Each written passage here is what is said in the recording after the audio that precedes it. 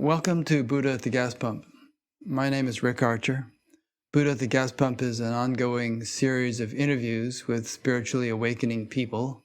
I've done over 600 of them now, and if this is new to you and you'd like to check out previous ones, please go to batgap.com, B-A-T-G-A-P, and look under the past interviews menu. This program is made possible through the support of appreciative listeners and viewers. So if you appreciate it and would like to help support it, there's a PayPal button on every page of the website, and there's a page explaining some alternatives to PayPal if you want to pursue one of those. My guest today is Stephen Bodian. Stephen was on Batgap, when was it, Stephen? 2014? 2017, I think, maybe. Oh, 14. I think 14, it was 14. Okay, actually. way back. Yeah. And he will introduce himself in a moment, but I listened to our previous interview during the week, and I thought, well, we covered a lot of interesting stuff. And we'll try to cover somewhat different stuff today, but you might want to watch that one also. You'll find it on Batgap, and I will link to it from the Batgap page of this interview. So, Stephen, why don't you just go ahead, rather than me read a prepared bio that you sent, it might be more interesting if you just sketch out a little bit of your history. Well, first of all, I like to say that I'm a teacher in the non-dual wisdom tradition of Zen, Advaita, and Dzogchen, Mahamudra, which are all traditions that I studied, although primarily Zen. I was a Zen monk for 10 years.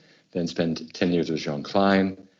In 2001, Ajahn Shanti told me to go teach, and I've been doing it ever since. And I'm also a psychotherapist. So I bring together the understanding of the Western tradition of psychology and the Eastern spirituality that I've studied. And I offer every year a 6-month program, intensive program in non-dual spiritual realization called the School for Awakening, as well as classes and other things, and as well as spiritual counseling. And for the purposes of what we're going to talk about today, I began practicing, Buddhism, Zen in particular, way back, as I often say, after having some psychedelic journeys that went a little awry, but which is, a common experience. Yeah, that's how a lot of us got our start. But even before that, a lot of us got our start, and still do. But I had already been interested in Zen and Eastern spiritual traditions in high school, and then in college is when I started doing it seriously. Spent 10 years doing that, and one of the things that drew me to and kept me going was my relationships with teachers. So we're going to be talking today about ethics, spiritual integrity, how teachers go astray, what happens in this very intimate relationship between a teacher and their students.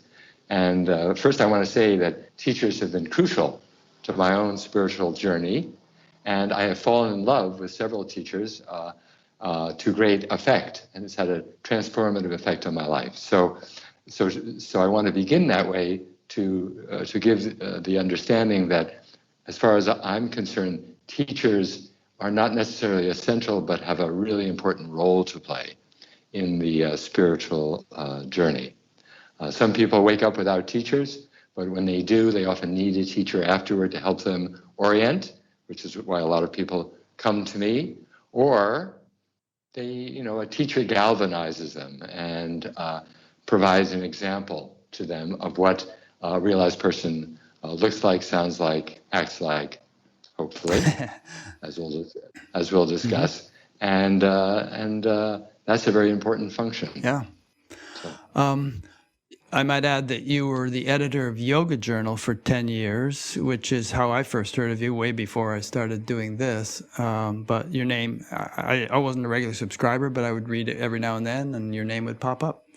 One thing that you mentioned quite a few times in our first interview, you referred to your awakening. You had an awakening, but I didn't actually probe you at all in that first interview of what exactly happened. A lot of people use define that term in different ways, and so perhaps it would help to have you explain what Right. happened to you. Yeah, well, the way I define it is, and then I'll talk about my own spiritual awakening. The way I define it when I teach is, at least from the tradition that I come from my own experience, is a fundamental shift in the locus of our identity. You know, we thought we were this little someone, you know, with all our foibles and all our memories and all our narratives and stories and beliefs and forms of suffering. And we wake up to realize that we are the vastness, the openness in which all of that's arising, right? And that fundamental shift is really what constitutes true spiritual awakening. And I practiced for many years, frankly. I practiced Zen for 10 years, very intensively. And I had no idea what spiritual awakening is. No one ever told me. So I actually got a few glimpses, but didn't realize that that's what they were. And no one was there to say, oh, you know, that's kind of what we're talking about here. Maybe just keep going in that direction. But then I left Zen and experimented with several other traditions, and then stumbled upon Jean Klein, who was one of the teachers that I truly fell in love with. If I had a guru, he was certainly my guru. And after 6 months with Jean Klein, he said, don't make meditation a habit. You know, if you meditate, the only purpose to meditation is to find out the meditator, discover the meditator. So 6 months into knowing Jean Klein, in the middle of a retreat, I had something I had to do. I had to leave the retreat. I was in my car, and suddenly something he had said went through my head, something he had said several times. He had said, the seeker is the thought. The looker is what he or she is looking for. Now, you know, you can read these sayings, you know, in many places, but being fresh to this path, never having heard of Ramana Maharshi or Nisargadatta Maharaj, just being with Jean Klein, this really struck me. And as I was driving, everything turned inside out. I suddenly realized I was the space, which was eternal. There was absolutely no going away from it. And I was driving through myself, right? That was the nature of the realization. And, you know, it was a powerful recognition. It knocked my socks off, as they often do, not always, but often. And, you know, it faded into the background, I would say. The ego and its habits reasserted itself, but I never lost that, and it continued to mature over time.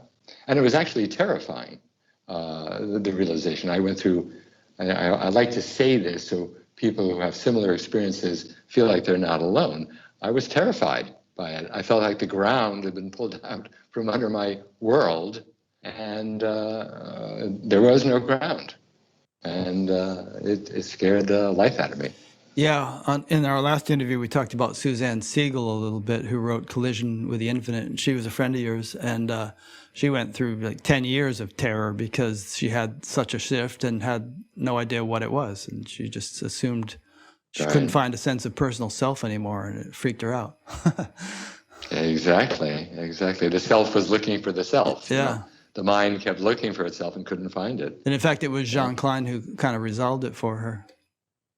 By saying, stop the mechanism of the mind that keeps looking, basically. And she did, and that was the end of the fear. Yeah. So one thing you made clear is that this was not just some intellectual realization or something. It was a deep, visceral, experiential shift.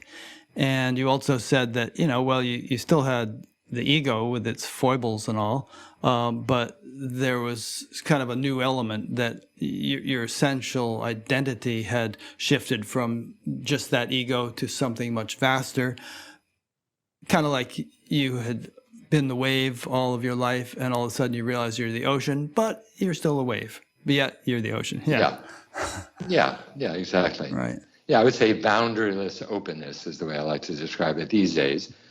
But at the time, you know, the vastness, it was just vast, you know, non-locatable, and always present, always already present, you know, never gone, always there, always awake, always present. Mm-hmm. Yeah.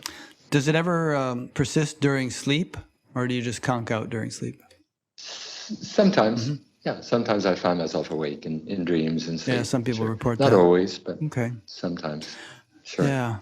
I have a friend who has had an awakening like that, and she has to be really careful while driving, because if she looks at the sky or some such thing, the vastness becomes so overwhelming that she's afraid she's going to crash the car. You know, it's like she doesn't have. That's very common. Yeah, is it? That's very common. I've actually heard that from many people. Yeah.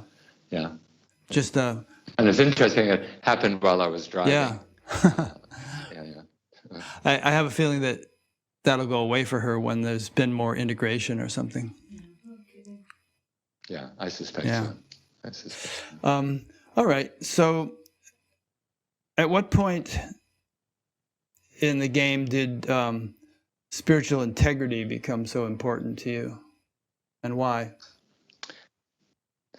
Well, I had the good fortune of having some wonderful teachers in the beginning. Suzuki Roshi, of course, beautiful teacher. I only got to spend a little over a year with him, but that had a very a deep impact on me. And then my Zen teacher for about 6 years after that, Koben Shino, also a beautiful teacher with utmost integrity, I would say, and who was like a big brother to me, really. We were very close. And they died? But then he didn't die until 2002, actually. So what happened was I wanted to do more what I called serious Zen practice. And Koben was a kind of a renegade, an eccentric, an artist, a poet. He didn't want to do traditional Zen practice. He had left that behind. He wanted to do what he called guerrilla Zen, G-U-E-R-R-I. Right. Everyone does it in their own. So. Yeah, kind of, infiltrate the world with Zen, not do anything traditional. And I was hankering after something, wearing the robes, doing the rituals, being in a monastery. And so I went to his house and to meet with Maezumi Roshi, who was a more traditional Zen teacher. And I was very impressed with him at first. He seemed very grounded. He seemed very serious and intense. He was doing more traditional Zen practice, including koan study, which I was very interested in. So I decided to leave Koben and then go study with Maezumi Roshi down in LA. And so I did that and felt very at home in the community. It was very casual, very friendly, and I connected with the people there and was actually Maezumi Roshi's attendant for a while. But Maezumi Roshi, over time, I realized, was an alcoholic. Now, at the time, it didn't really, and there's a lot of drinking going on at the Zen Center in Los Angeles. In fact, after a long retreat, the custom was that you left the retreat and you immediately got, shit-faced drunk. That was pretty much what was expected. Now, I wasn't a drinker, never had been, didn't follow that path, and not out of any sense of virtue particularly. It just never appealed to me. So it never felt quite right, but I didn't see the problems with it necessarily. We'd go, for example, soak in the center hot tub, and Roshi would come and he'd be really drunk. How did people rationalize that? Because in my mind, I mean, I don't know. I mean, once I got on the spiritual path, I soon started to feel much better all the time than alcohol or drugs had ever been able to make me feel temporarily.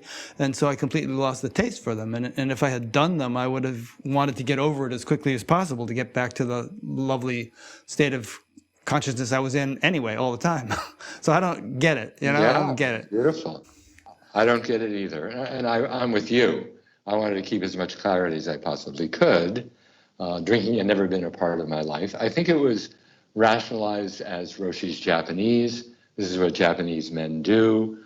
Roshi's using it as an opportunity to teach us by saying outrageous things and poking at us in ways he wouldn't feel comfortable doing if he weren't drunk. People used to really gather around Roshi when he was drunk because they rather enjoyed the way he would be with them, which was more uninhibited, more provocative.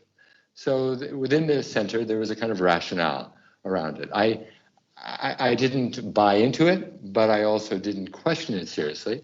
In fact, one of the things I did, as I said, I was Roshi's attendant for 6 months. And then when Roshi went to visit Trungpa in Massachusetts, Trungpa was on a year-long retreat in Charlemont, Massachusetts. Chogyam Trungpa Rinpoche, that guy? Chogyam Trungpa Rinpoche, Right. yeah. Who could probably And, drink Roshi under the table. Well, I think they were pretty well matched. Okay, they have a little... Yeah. So Roshi asked me, even though I was no longer his attendant, he asked me to go back with him because he thought I could stay sober while those two were drinking. So he had me go back, spend 7 days with Trungpa and Roshi in Massachusetts. And I got to see them. They'd get up at noon and they'd start drinking and, throughout the day, and they'd drink until 3 a.m. and then go to bed. So, yeah.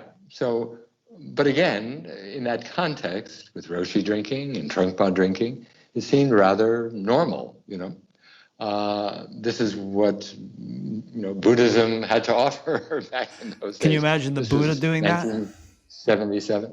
That's right. Can you imagine the Buddha doing that? But Zen has always had, again, I'm not rationalizing this. Sort of I'm just telling you the way vibe people to it. thought. The bad boy, yeah. The crazy wisdom tradition, which we can talk about separately. We'll get to that, yeah. But anyway, what finally ended up happening was that at a certain point in my own practice, I realized, first of all, that sitting wasn't enough for me in terms of my own unfolding. I began to notice psychological issues that I felt needed attention, and all I was being told by my teacher, Roshi, was to sit more. And I realized that wasn't cutting it. That really wasn't doing it. So I also felt there was something about the hierarchical structure of the center that really felt, I would say, inappropriate and potentially abusive. And I could also sense intuitively that there were things going on that didn't feel right. I didn't know what they were. I just intuitively had that sense. So at a certain point, I left. I decided to leave. Okay. I went back to school to study psychology because I felt like I needed to understand my own psychology and, the psychology of people I worked with if I was going to be a Zen teacher. So I left. Then within 2 years, it became apparent, it was revealed that Roshi had been having a 2-year relationship with one of his senior students, a woman. Both were married, both had children. And at that point, I would say the emperor had no clothes. The shit hit the fan, and it was revealed that Roshi had been propositioning women in the interview room for years, and he went into alcohol treatment, and the center basically fell apart. Didn't completely dissolve, but people scattered, let's put it that way. I looked back and I thought, well, I guess my intuition was accurate. Yeah. I was right. All right. Well, that would make an impression on you. Yeah, it certainly did. So maybe a overarching point here would be, is, if we want to use the word enlightenment just for convenience sake, there's a phrase from Swami Sarvapriyananda. He likes to say, you can have ethics without enlightenment, but you can't have enlightenment without ethics. And by ethics, we would mean a broad range of things, some of the stuff you just mentioned and other things. Right. But do you agree with that statement by Swami Sarvapriyananda? I think fundamentally, yes. One of the first things that I studied as a Zen student with that first teacher, Kobun, was precepts, the precepts. He felt that was appropriate for us to study the precepts. So we studied it. Well, the 10 grave prohibitory precepts of Zen, and the 3 pure precepts. They're like no killing, no stealing, kind of like the yamas and the niyamas of Patanjali, that kind of thing. Yeah. They call them the 10 grave prohibitory precepts. Okay. Thou shalt not. Right. Basically. Mm-hmm. And there are, of course, different ways of interpreting these precepts. they're interpreted on a range of strictness. But what Coben said, which really left an impression on me, he said the deepest interpretation of the precepts is what he called Bodhidharma's precepts. And Bodhidharma's precepts basically say that the precepts are a description of enlightened behavior. That the way to act ethically is how an enlightened person would act. So that's the way I was being taught. An enlightened person acts this way, you see. And I think I agree. That's the understanding. A truly awake person. Now, we can have had awakenings and we're not always acting from our awakenings. So we can be genuinely awakened, but we're not living it moment after moment, which may be the definition of enlightened. The question of what is awakened and what is enlightened is a very interesting one. It's been talked about for millennia. But if we're acting from the truth of our being, the truth of our nature, how could we possibly abuse other people? Because they're not separate from us. Yeah. Yes. Kind of the golden rule, do unto others as you would have others do unto you. And, obviously if you're enlightened, you should see others as you. You should, to quote the Gita, you see the self in all beings and all beings in the self. That's right. Oh. That's right. Yeah. And I get the feeling, just from observation and things I read, that you can never completely let your guard down. There's a famous quote from Padmasambhava. He said, although my awareness is as vast as the sky, my attention to karma is as fine as a grain of barley flour. So even he, a great cosmic dude, was, being vigilant to be impeccable. Exactly. Well, these are the two truths that run through Mahayana Buddhism, that run through Advaita Vedanta, the absolute and the relative truth. And both are true, you see. We have to act ethically. At the same time, Seung San Sonsanim, the Korean Zen master, said there is no right or wrong, but right is right and wrong is wrong. Which I think is beautifully put. And here's another one that's in your notes. You're perfect as you are, and you could use a little improvement. Suzuki Roshi. Was that from him? Or he also said, we're constantly losing our balance against a background of perfect balance. I think that really is, the background of perfect balance is what we are fundamentally, but as individuals, as people, we're constantly losing our balance, and we need to be aware of that. Yeah. And humbled by that. It's kind of like riding a bicycle or skiing or anything. You could fall at any time. You get really good at it after a while. It becomes second nature, but you still have to be, attentive to what you're doing, and not, right. Or you could crash. Yeah. No, I would agree. Yeah. I would agree. Okay. So we've touched on what integrity is. Perhaps if you want, you can elaborate it even more. And let me say a little more about. You want me to say now? Oh, please do. Well, the word integrity, I really love that word because it comes from the word integer, right? It kind of means one. So so to me, integrity means you're acting in alignment as one with the truth of your being. Similar to what you were saying. If you're awake, if you know who you really are, and you're acting in alignment with that, you're acting in integrity. Or you could say you're acting in alignment with truth at every level. See, if we're devoted to truth, we need to be devoted to truth at every level, not just absolute truth, but relative truth. We tell the truth. We don't lie, We act in truthful ways. We act in integrity. So if we can understand very simply that integrity means acting in alignment. We know who we are, and our words and our deeds, our actions are aligned in that way. I think we know what that is if we check in. Walking your talk. Yeah. Walking your talk. And there's a great phrase from somewhere, Upanishads or someplace. It says, speak the truth, but speak the truth that is sweet. I remember there was a line from Winston Churchill. He came up to a woman at a party and said, "Madam, you're the ugliest woman I've ever seen." And she said, "Mr. Churchill, you're drunk." And he said, "Yes, but I am. But in the morning I'll be sober. Yet you'll still be the ugliest woman I've ever seen." So, that's not sweet truth.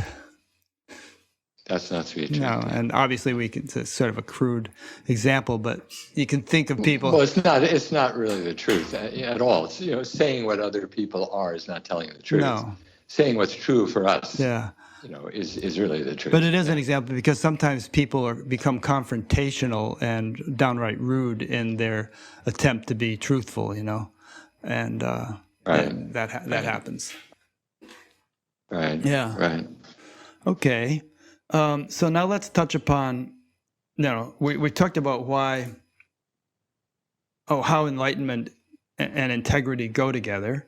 And Yes. we've given some examples of teachers who presumably had some attainment and yet were not acting in integrity.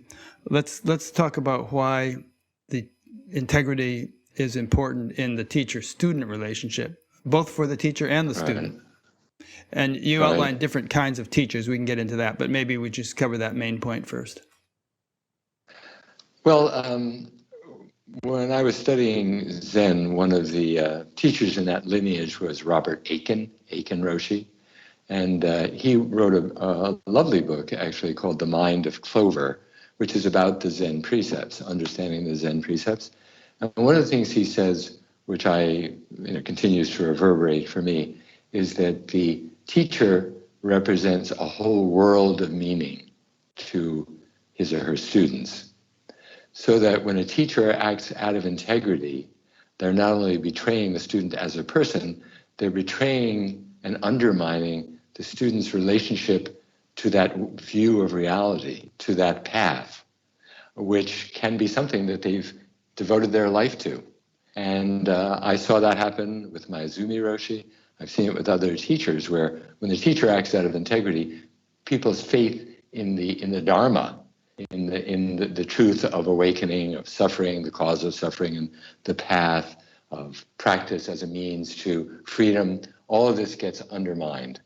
So a teacher has an enormous responsibility to students, in that regard. Yeah, and that's huge. I mean, I know of examples of not only people losing interest in spirituality because of the behavior of some teacher, but actually a few examples of suicide because people just became so disillusioned and discouraged about life in general because their trust had been violated so deeply.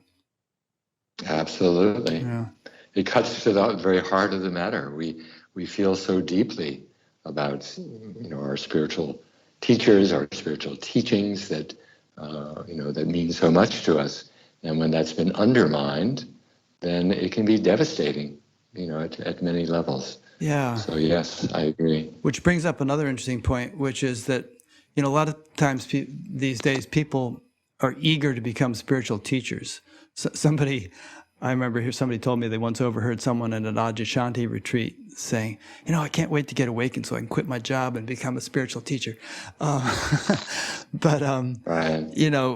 I've heard that in the Zen tradition, it's recommended that after awakening, you wait a decade before undertaking teaching activities, and perhaps other traditions have similar things. I know in the Diamond Approach, for instance, Hamid Ali is not, A.H. Almas is not in a big rush to qualify people as teachers. You have to go through all sorts of rigorous training and qualification and all. Right. So what about that? I mean, there are a number of examples these days of people just jumping. I think that's true. I mean, there's a famous Zen master. Who was it? I think it was Ummon Zen master, who studied with his teacher for 40 years and finally, achieved a complete enlightenment. And then his teacher died. He spent 2 years at his grave. And then at the age of 60, he wandered around testing his understanding for another 20 years, visiting other teachers until he finally settled down at 80 to teach for another 40 years till the age of 120. Now, probably a legend, but still put forth as exemplary behavior, right? So, I would say refine and deepen and clarify our understanding is very important, and also to deal with potential shadow issues, just as I did. I'm not saying what I did was exemplary. I had no idea what I was doing. I was stumbling along, but I think it was a good idea what I did, to leave and go into therapy and study Western psychology, because I felt like the shadow needed to be dealt with. I went to Robert Bly men's retreats, and I studied Jungian psychology because I felt like the shadow needed to be attended to. So the issue of the shadow is a really big one. Yeah, and I think it can be easily missed. Spiritual bypassing, of course, is a very favorite expression these days, but I think there's a lot to it. Yeah. Yeah. This Association for Spiritual Integrity that I helped found, I think you're a member of it. I am indeed. Yeah. And I'm thinking of Miranda McPherson, whom you probably know, who's on our advisory board and was on our board of directors for a while. In any case, she's been a spiritual teacher since her 20s and decades. And even now, she systematically goes on retreats with other teachers, has periodic therapy, and there's nothing wrong with her. I mean, she's clear and brilliant, but she just wants to make sure that everything is spotless, and that there aren't any sort of hidden nooks and crannies that she's unaware of. And she, and it helps her take her role as teacher very, very seriously.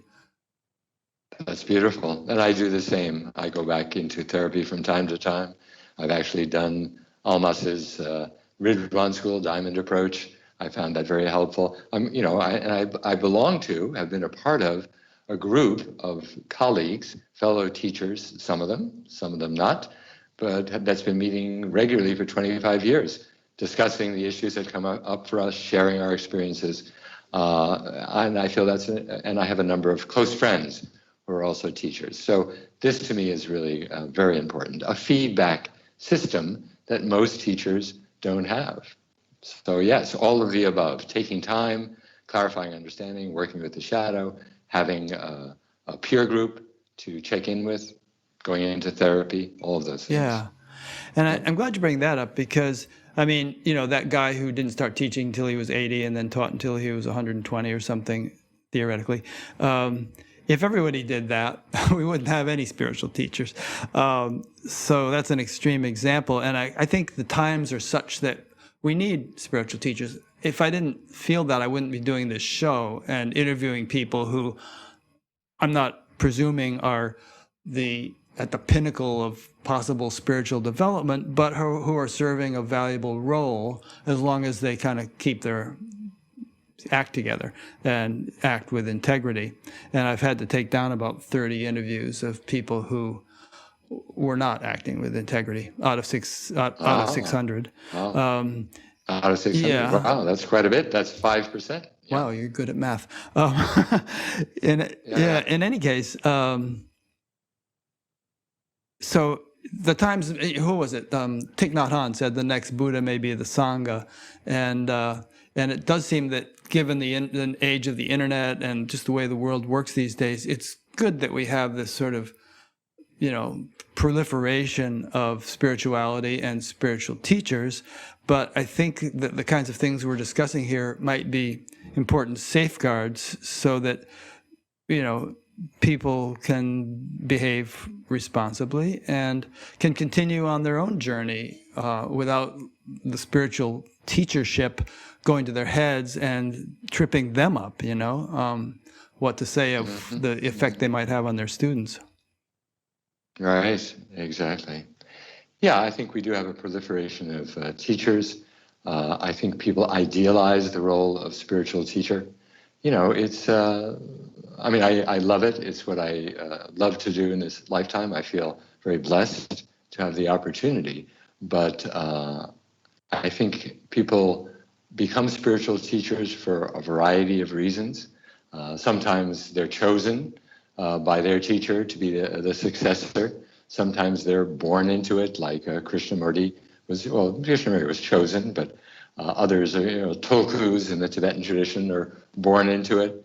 But others pursue it for questionable reasons, perhaps. You know, I write in this piece I think you read on narcissism in spiritual teachers. Narcissists are drawn to being spiritual teachers because you're in front of the room. People give you special deference. They think very highly of you. They think you're special, right? And students are drawn to charismatic, possibly narcissistic teachers because they can bask in the glow and feel special as well. So there can be this kind of back and forth, a shared narcissism, and this is a potential pitfall, something to be aware of. Yeah. I think perhaps narcissism can be latent in a person, and then it gets enlivened by the adulation and attention they receive once they start teaching. That's right. It's like their little guru trip goes to their heads, so to speak. Absolutely. Yeah. They buy their own PR. Yeah. And pride goeth before a fall. Before we get too much farther, I want to read a question here that came in from Jamie in Canada, which I think relates to what we're saying. There seems to be a new revolution of satsang teachers, and he mentions Adyashanti, Francis Lucille, that have made traditional Advaita Vedanta much more digestible in what is now called the direct path. However, do you think there is value in going back and studying traditional Advaita, Upanishads, Shankara's works, which is more systematic? By all means. If you feel drawn, why not? Sure. Yeah. Well, the reason I thought that was relevant to our discussion so far also is that when I hear direct path, I sometimes get the impression that people might interpret it as meaning that, boom, you can get directly enlightened and you're done. And I think for most people, the path may be direct and progressive. Like you mentioned, you had this years of progressive striving, and then you had a direct realization, and then you have continued to progress since then. So I think one can sort of dip into to ultimate reality directly, and even at the very beginning of one's practice. But then there's also going to continually be a progression. And I think the value of the traditional thing, which Jamie mentions, is that these traditions, as you have mentioned, do emphasize the importance of all kinds of tools and ethical guidelines in order to enable you to progress safely over the long term. Absolutely. I think they have built-in guidelines. I remember interviewing S.N. Goenka for the Yoga Journal, and he talked about the three aspects of the path according to Theravada Buddhism, which are Shila, Jnana, and Prajna. So Shila is ethics, number one. And what he said was, you really can't meditate unless you're acting ethically, because your mind is going to be in too much turmoil to be able to sit quietly and have the mind settle, which I thought was really interesting. Shila is the ground of the path. Yeah. So traditional paths incorporate all these elements, and I think that's beautiful. And they're not just old, in terms of moralistic fuddy-duddies. I mean, they actually did this for a good reason, which was time-tested. Time-tested and evolved over centuries into what it finally became. Absolutely. And in terms of the direct path, the difference really, there are several differences. It's really these are important distinctions that I really emphasize when I teach. The direct path is, the main difference is in the view. In other words, you can, like Jean Klein used to say, you can use progressive path practices in the direct approach. The main thing is the view you have. If you have a view that I'm practicing in order to get somewhere that I'm not, in order to improve myself and become a better human being, in order to cultivate qualities that finally get me to a point where I can, et cetera, that's the progressive path. The direct approach is, you're doing practices in order to discover what's always already been the case, but which is obscured from view. You can still use the very same practices, you see, and but the understanding is that it's not somewhere out there. And in fact, it's not about this one becoming more enlightened. It's about discovering your inherent wakefulness, yeah? And what I found in the direct path approach is that after awakening, is when practice really becomes important. Because once you've awakened, then it's like, okay, now how to stabilize this, how to deepen this, how to clarify this, how to live this, how to embody this. So in a certain way, waking up is really just the beginning of the path from the direct approach. In the direct approach, yeah. I know in my own experience, after a very tumultuous childhood and teenage life, when I finally learned to meditate, my very first sitting was deep and profound, and I felt like I just dove right into the self, capital S. And I remember walking down Fifth Avenue afterwards in a rainstorm, just feeling like I'd been delivered. All these people are standing under awnings, staring at me, but and most of my meditation experiences since then have been somewhat along those lines, although the first one is quite contrasting. But still, 53 years later, there is this continual refinement and progression, which I expect will happen to the day I die. So if I understand this correctly, I think my own experience has been both direct and progressive, and it's worked well. Absolutely. Yes, and again, like you said, it's a lifelong process. I think it's awakening. It's not. It's the process of awakening goes throughout a lifetime. I'm still waking up to different dimensions of reality that I hadn't even seen so clearly before. So I feel incredibly grateful to be on this journey, but I never could possibly ever say that it's done. Right. Yeah, I don't want to speculate too much, but I sometimes wonder whether it's ever done for anybody. Even if Ramana Maharshi, wherever he is now, is somehow, moving along. In fact, Saint Teresa of Avila said, it appears that God himself is on the journey. Right, beautiful. Before we leave Jamie's question, he had one final one. And forgive me, Jamie, if you are a woman, but I just assume, not sure. He or she wants to know, what is your all-time favorite non-duality book?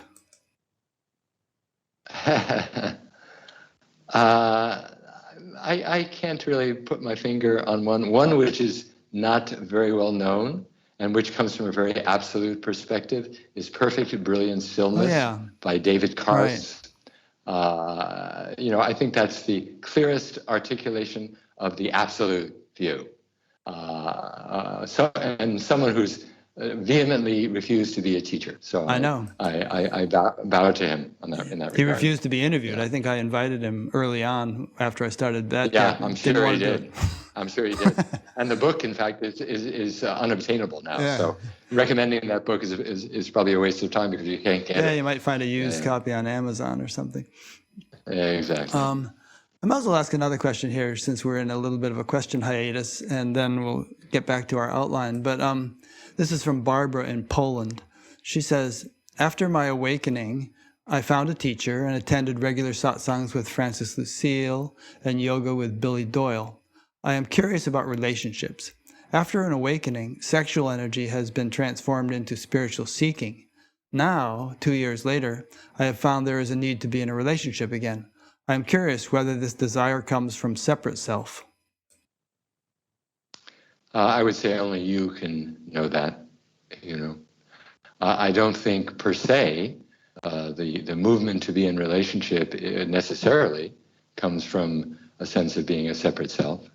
Are you looking for something outside yourself to complete yourself? Then that would be a red flag. Yeah. Are you looking for companionship on the path and someone to share the beauty of life with and the love that you are with? That's a different story, right? So I would say, check out your deeper motives. Yeah, nice answer. Okay, so moving along. Perhaps there's a bit more we can say about the role of the teacher on the spiritual path. You outlined different kinds of teachers, like pundit, mentor, friend, master, guru, and also how the role of teachers varies somewhat among different traditions: Zen, Buddhism, Vipassana, Kashmir Shaivism, Vedanta. And I guess the key question is, do we still need teachers? Sometimes people say we don't. Be your own guru. You don't need a teacher, and so on. So what do you think about all that? Sure, sure. The relationship with so the true guru ultimately is inside you. Only you can realize the truth for yourself, right? Only you can know what's best for you on the path, right? But at the same time, a relationship with the teacher can ignite the fire of truth in you, can catalyze your own awakening, and can help guide you on the path. So, is it necessary? I've met a number of people, again, who woke up without a teacher, but they came to find a teacher when they had difficulty integrating and living from their awakening subsequently. So, and there are even people like Ramana Maharshi, for example, who never had a teacher except Shiva, of course, Arunachala, and managed quite well on his own. Yeah. But those are the rare exceptions. Yeah, Amma is you know, another I mean, example. Never really had a teacher, but okay. it's yeah, rare. Yeah. So, yeah, it's rare. Yeah. I would say it's rare. It's like anything. I mean, you know, I don't know if there are any world-class physicists who didn't study in a university under, you know, expert physicists. It's theoretically possible to get all the books and just do it, but you're making it more difficult for yourself probably if you try to do that. Yeah, yeah. So just keep your eyes open and check out a teacher thoroughly before you start studying with him or her, and that will hold you in good stead. Now, wasn't it the Dalai Lama who said spend a couple of years kind of checking out a teacher before you make a commitment? That's right. Yeah. He did, yeah. And then on the flip side of that, you know, you left the teacher because you felt like something was wrong. And there might be a lot of people who are in relationships with teachers who kind of feel on some level like something is wrong, but they just don't cut the cord. And, you know, that can go incrementally way down the rabbit hole, you know, to have a thing like Jonestown or something, to take an extreme example. So, you know, perhaps we could consider that, you know, not only checking out a potential teacher, but how to recognize the red flags and, you know, and take off. I mean, leave if things seem to be going wrong. Exactly. I think that's a major issue. I think once you're involved with a teacher, it's very hard to see their shortcomings and to see the danger signs, the red flags. I mean, a classic example, I think it's okay to name names since this is now very well known, is Sogyal Rinpoche, who a Tibetan teacher, who, you know, I knew about Sogyal's transgressions 25 years ago, both as editor of Yoga Journal. I had studied with Sogyal Rinpoche for several years, went to his retreats. This is at a time when he was not so well known. And I began to notice things that troubled me. First, his anger towards students seemed inappropriate, and the way he treated women, interestingly enough. And I actually wrote him a letter about it, expressing my concerns, and never got an answer back. And at that point, I stopped after 2 years of studying with him. Then subsequently, it came out, you know, in the 90s, this was in the 80s, in the 90s it came out that he'd, been sexually abusing women. That was in the 90s. Just in the last 3 or 4 years, he was finally outed fully. It took that long, and his behavior was, you know, perhaps the most outrageous of any that I've ever read about. There's even a book called Sex and Violence in Tibetan Buddhism about Sogyal Rinpoche. And it took that long for the students who had studied with him so devotedly for so long to be willing to say anything negative in public about the teacher. There was so much reluctance to do it, so much hesitancy, so much fear. And you know, there are various reasons for that. Do you think that's our identity is? Yeah. Do you think that's because they had so much invested in him, and they would have to admit that they had wasted a decade or whatever? Yeah. I think that's a big part of it. And I think, as you said, down the rabbit hole, I think what happens is little by little, you know, it's like the classic story of the frog in water, and you turn up the temperature. The temperature got turned up gradually over time, and they were becoming accustomed to accepting more and more outrageous behavior in the name of enlightenment or the tradition.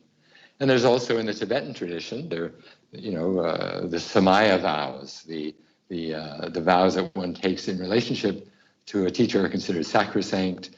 There's the threat of going to some Vajra hell if you don't, if you violate those vows. And people take that stuff seriously in Tibetan Buddhism, unfortunately. So there's a lot of dogma associated with that. Yeah. The point you just made reminds me of a contemporary phenomenon with, QAnon and various conspiracy theories, which is that the mind is very impressionable, and YouTube and Facebook know this. You may have seen that documentary, what is it called? The Social Dilemma, where, you put your attention on something and it sort of seeps in a little bit, and then they give you something a little stronger, and then that seeps in, and you don't even realize that it's seeping in, but your mind is kind of being colored by this information, and you become susceptible to more and more kind of improbable or outlandish ideas, and take them as real. And, and human psychology is such, and you can tell us more being a psychologist or psychotherapist, that you can't just turn that around and snap out of it. You almost have to come out of it as incrementally as you went into it. What do you think about that? I think that's true. And, it used to be called brainwashing. We don't use that word so much anymore.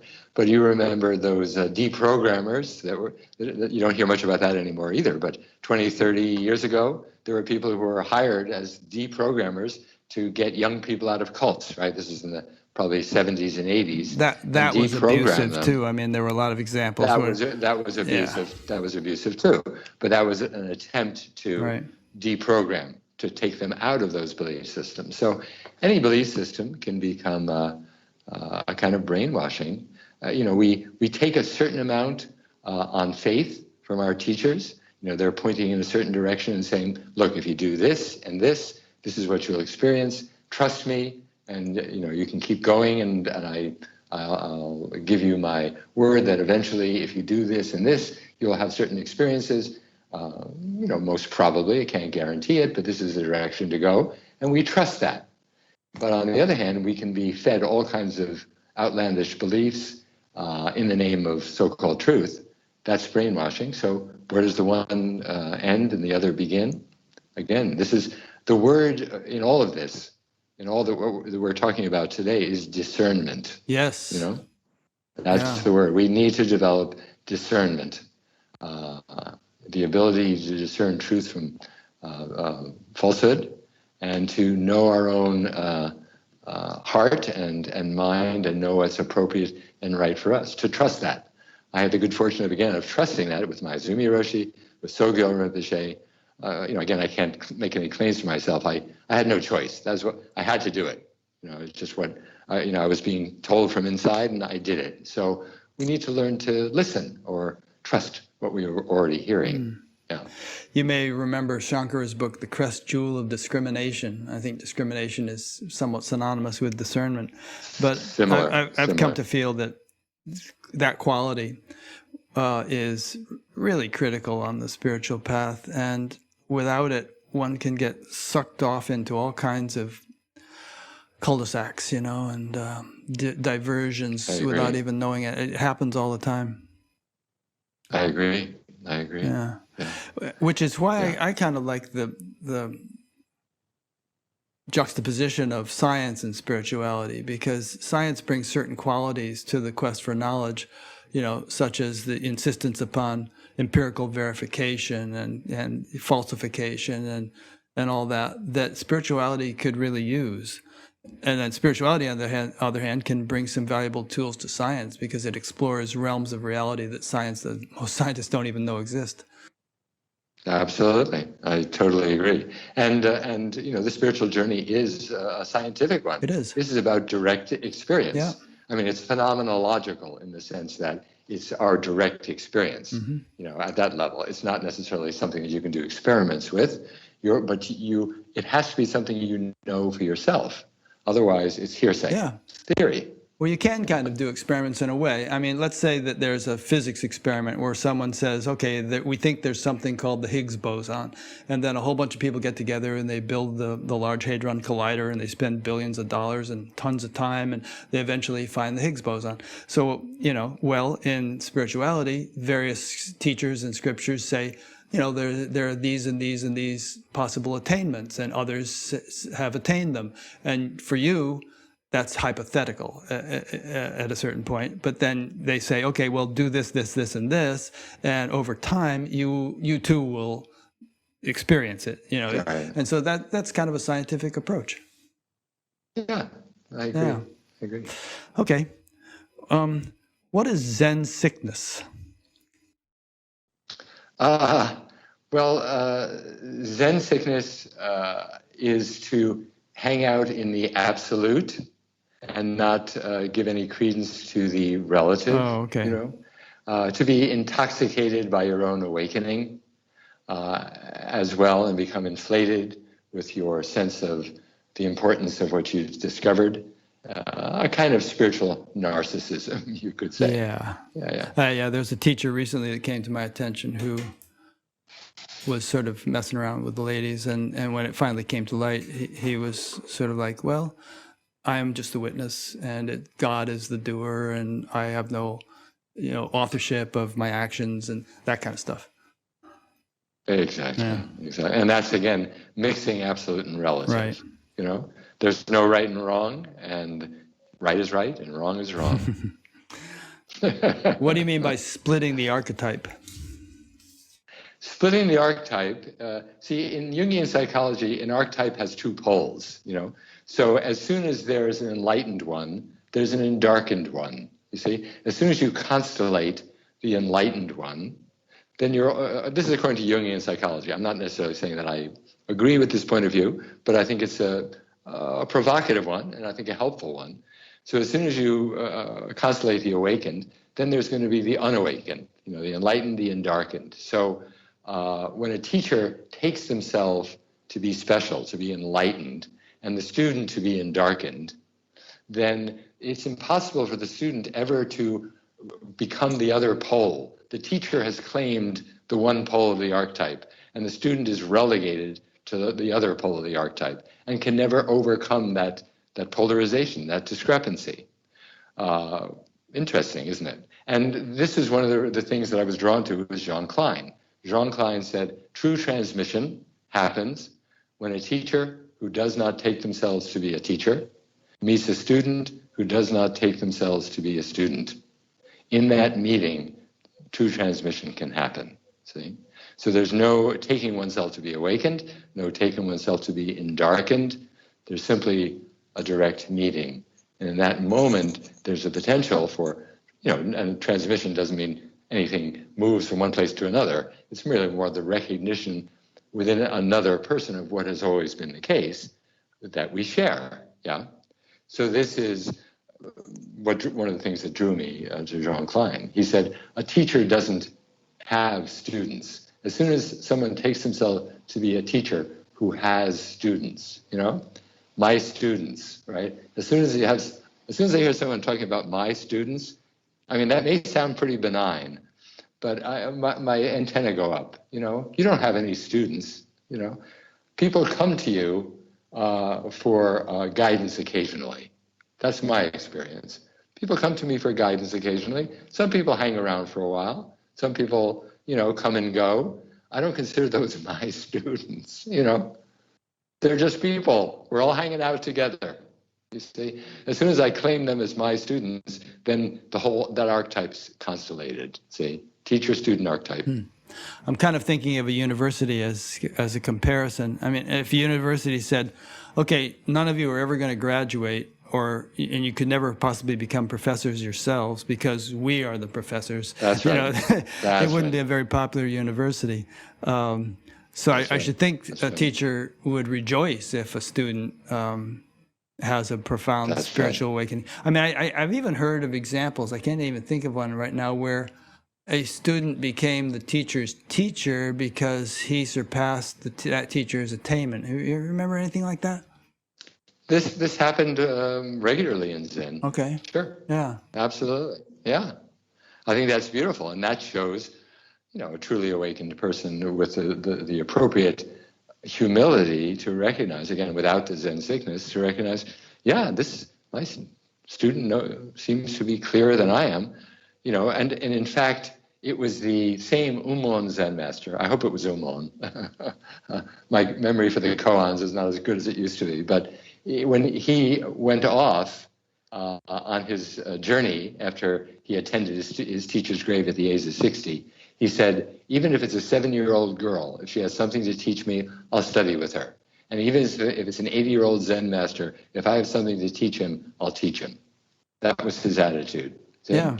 The distinctions don't matter. See, and so it's that attitude. Yeah. Yeah. I learn from my students all the time, I must say. And hopefully any teacher, every teacher does, right? Yeah.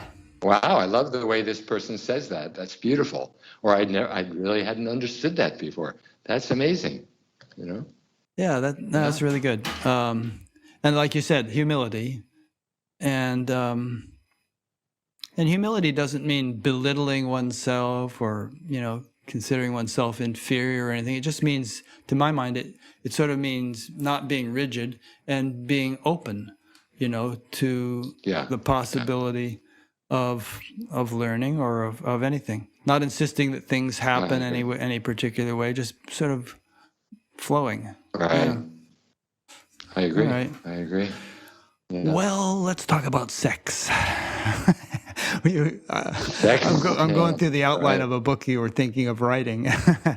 But you have a chapter called Sex in the Forbidden Zone. And since this is probably the biggest pitfall or reason for spiritual teachers falling, we probably ought to talk about it. It's funny, when Irene heard we were going to be having this kind of discussion, she says, "Oh, people are so sick of that topic," and yeah, in a way, I think probably you and I are sick of it also. But until this kind of stuff stops happening, I think it needs to continue to be looked at and not swept under a rug or some such thing. And anyway, let's talk about that. Well, that's that article I sent you. So I wrote this article on. Called In the Shadow of the Dharma, again the word shadow, that was assigned to me by Tricycle magazine back in 2006. I wrote the article to their specifications. They liked the article. They paid for the article. Then they decided not to run it because, according to the editor, he felt that this had already been dealt with before. This was 2006, right? So now 15 years later, the same sort of stuff continues to happen within the Buddhist community, within other spiritual communities. It hasn't stopped happening, right? So the article is available on my website in the blog section, if you want to read it. It's a long article, a 6,000-word article, in which I talk particularly about this issue, about sex and teachers, which I think is eternally relevant because it seems like sex is endlessly beguiling and seductive, right? And will never stop being, right? You and I are old dudes, and maybe we don't feel the pull as much as we used to, but it's amazing how strong it continues to be, right? So, there are different levels of misguided behavior, we could say. So interesting distinctions have been made. There's a wonderful guidebook called, what is this book? By a woman named Marie Fortune, who's a United Church of Christ minister, who's been very interested in this whole issue of transgressions by spiritual teachers, particularly Priests. clergy. Yeah, clergy. Yeah, clergy. I'm looking for the name of the book. Maybe I'll find it. It's probably down here. Here it is. It's called Nothing Sacred When Sex Invades the Pastoral Relationship. And some of the distinctions she makes are between wanderers and predators. Yeah. So a wanderer, see, she's talking about boundaries, right? There's a boundary between a pastor, a minister, a spiritual teacher. I think those are different roles, of course, but they're similar. And the student, right? The boundary is generally acknowledge that a teacher or a pastor doesn't have sex with his or her parishioners or students, right? Yeah, and So, unfortunately, we're often talking about pedophilia here because we're talking about children that have been victimized, and by clergy. Yeah. I mean, that's been a huge scandal in recent years. Remember that movie Spotlight? Did you see that? Yes, I did. Let's put that aside because I totally agree that happens, but let's put it aside because that's a whole nother issue. Pedophilia is really a mental illness, I mean, of a certain sort. And usually people who are pedophiles were sexually abused as children. But, that's a whole nother category. But let's just say we're talking about two adults, whether same sex or different sex. So there are these acknowledged boundaries. We all acknowledge those boundaries. We could all say just commonsensically, you just don't do that, yeah? So on the one hand, Marie Fortune would say, are those who lose the sense of the boundaries. They lose their boundaries, like a minister or a teacher who in the relationship with the students starts falling in love, starts being attracted, and feels that the other person is responding to their overtures. They're not being aggressive, they're just expressing some interest or affection. The person seems to be responding. Of course, they may be completely misreading what's happening. And men, of course, tend overwhelmingly to misread signals as being sexual, where a woman doesn't mean them to be. There's a lot of evidence for that. So the man takes them in that way. Usually it's a man. And then the woman maybe acquiesces, and then back and forth until next thing you know, they're in a sexual relationship, maybe even a romantic relationship, okay? It wasn't intentional. There was no intent on the part of either one. They just kind of fell into that. And sometimes it works out. Sometimes they end up getting married and live happily ever after. That does happen. So those are the wanderers. The other hand, on the extreme end of the other extreme of the spectrum, would be the predators. Those who are intending to have sex with their students, are looking for appropriate students to have sex with, vulnerable students to have sex with, are targeting them, or possibly even grooming them. Yeah, sometimes they even have helpers who groom them, kind of line them up. Like Richard Epstein, right? Jeffrey Epstein. Jeffrey Epstein and Ghislaine Maxwell, whatever her name was. So that sort of thing, sure. So,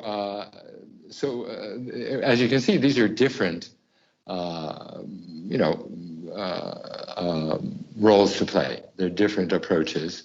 The predators are obviously dangerous individuals. I would say Sohiro Rinpoche was obviously a predator. Maezumi Roshi was a predator as well, certainly when he was drunk. And several people, certainly one in particular in his lineage, was a supreme predator.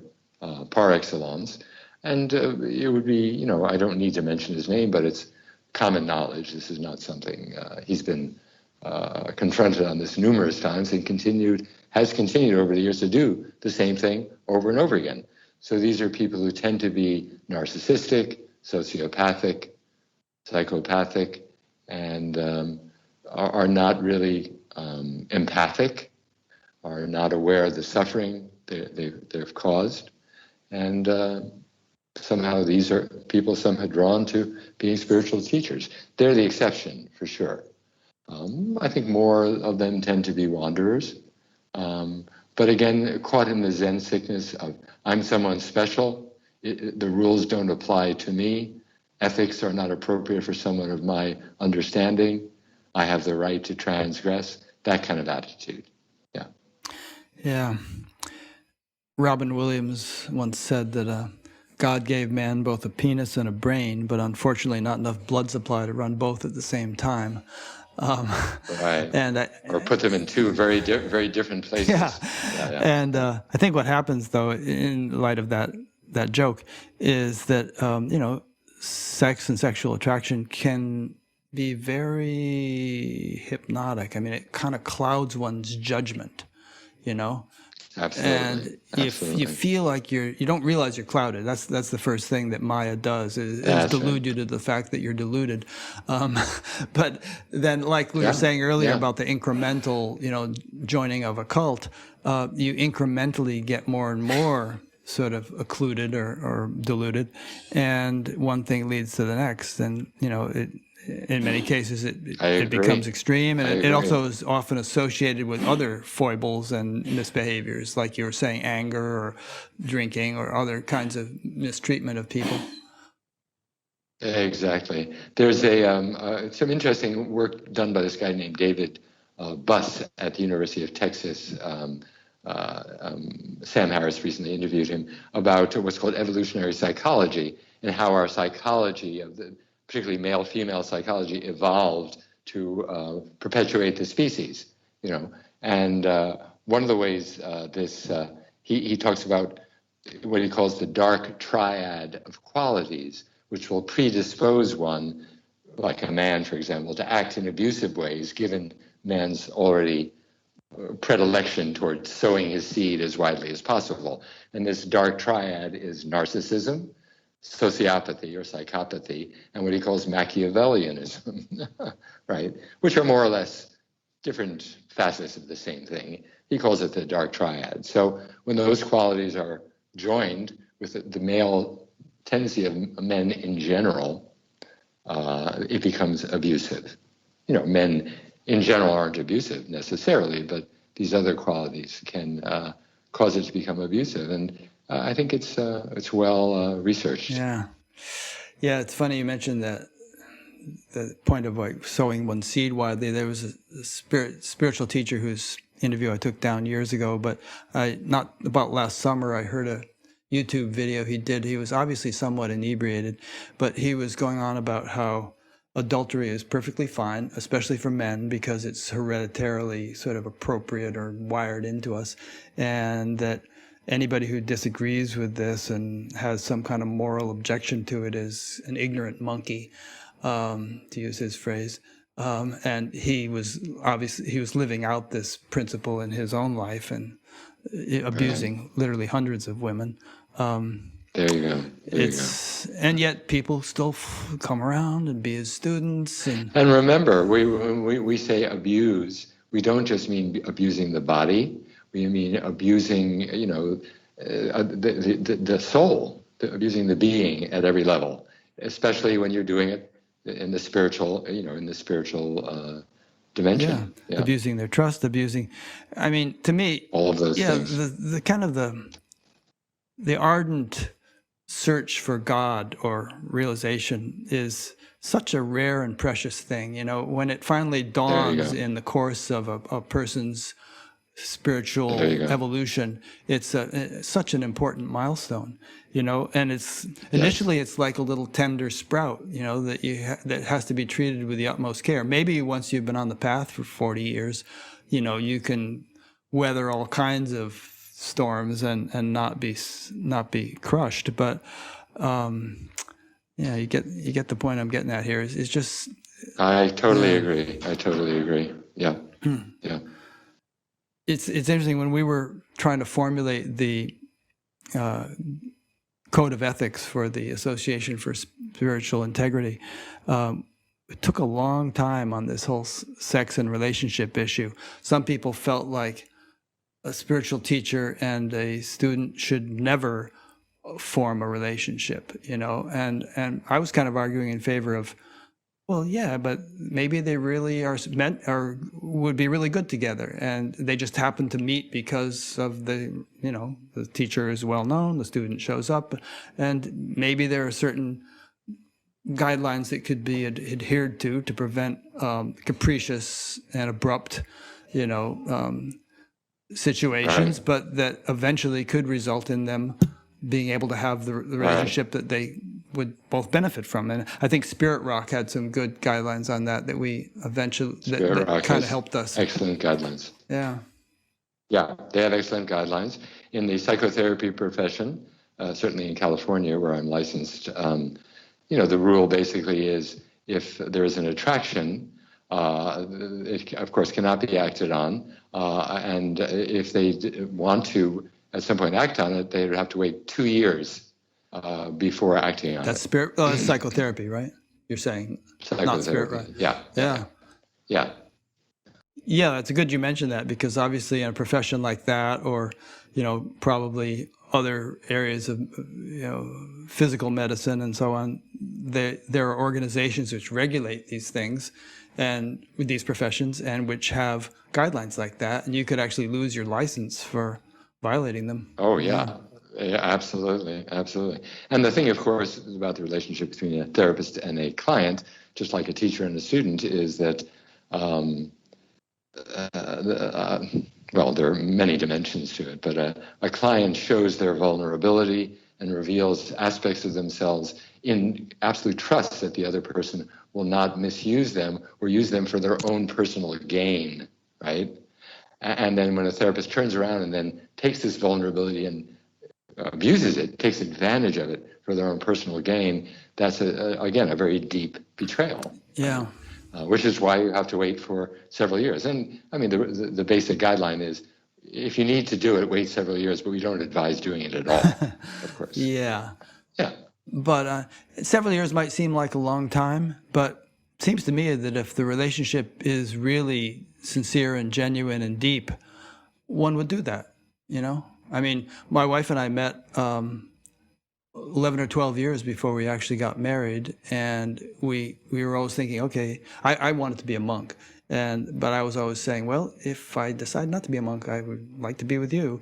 But we kind of stuck to our guns for 11. She actually pretty much waited for me, and she was also on a similar program, and but we weren't in a big rush, because we had something that we felt we needed to do that was kind of a higher calling, or at least at the time I thought it was a higher calling, but something that was important, that had spiritual significance to us. Right. Yeah, exactly. Yeah, if two people really are drawn in that way. And it's amazing. I can't tell you, I know probably 3 or 4 people, in my own circle, a big circle of therapists who have slept with their students, with their clients, or clients who slept with their therapists, or, I mean, it's amazing how often it happens. So, and it did or didn't turn out well, you mean? No, it never turns out well. Right. No, it never turns out well. I can say pretty much with utmost confidence that, it almost never, maybe shouldn't say never, but almost never turns out well. Yeah. Now, I think in the case of Adyashanti and Mukti, was she a student of his first before they formed a relationship? No. Okay. No. They were, just boyfriend, girlfriend. It started, but she came from a very spiritual household. Her parents were SRF. She was raised in SRF. She was actually an Irish Catholic family, but her parents discovered SRF when she was a certain age. Yogananda. She was Yogananda. Yeah, so she was groomed in that, and so very obviously attuned to what Aju was teaching and stuff. So, yeah, I think I remember her saying that some friend said, "Hey, you should meet this Stephen Gray guy, because he's the only other person I know that meditates like you do." So there you go. It was kind of like that. Yeah, it was kind of like that. Yeah. Okay. Is there anything else we want to say on this topic? No, I think, as you said, it's been written about quite a bit. Yeah. There were some good books about it. Sex in the Forbidden Zone, although that's also not available any longer. That was Peter Rudder's book, and then Power in the Helping Professions, the Jungian book by Adolf Guggenbuhl Craig, which is also very good. So these are good books. Okay. Yeah. If any questions have come in about this as we're speaking, I'll bring them up in a bit, because Irene's in the other room and she'll be forwarding them to me. But we'll move on to a new topic now, but we'll come back to this if any questions have come up. Yeah. So, Crazy Wisdom. You know Timothy Conway? I think you know Timothy. I do, right. Yeah, beautiful guy. He sent me an interesting little clip on Crazy Wisdom. He said, it may be argued by some ill-behaving teachers that the abusive-looking behavior they enact toward students is part of a venerable crazy wisdom tradition going back to illustrious spiritual adepts. Rigorous historical scholarship has shown this to have been a literary invention by later writers 100 to 300 years after the periods in which the supposed early crazy wisdom adepts lived. In China, stories of crazy wisdom behaviors were invented and elaborated as a literary device to make certain Tang Dynasty Chan teachers look more interesting and authoritative. After the literary invention of the crazy wisdom trope, later generations witnessed numerous spiritual teachers behaving abusively, shouting at students, kicking, beating, humiliating them, otherwise, quote, testing them in extreme ways. Today we know that such bad boy behaviors imitating the literary trope were scathingly critiqued by numerous esteemed spiritual masters as an unfortunate, inauthentic development, an aberrant style of spiritual instruction.